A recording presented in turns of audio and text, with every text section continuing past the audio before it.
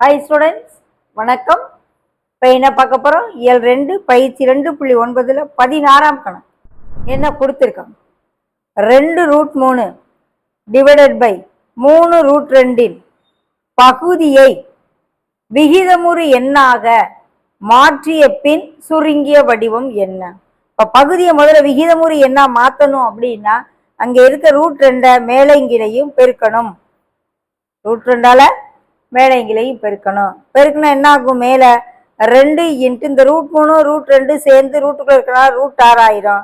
கீழே 3 இன்ட்டு இந்த √2 சேர்ந்து 2ன்னு ஆயிரும். ஸோ இந்த 2க்கு 2 கேன்சல் ஆயிரும். ஸோ √6/3 பகுதியாயிரும். சுருங்கிய வடிவம் √6/3.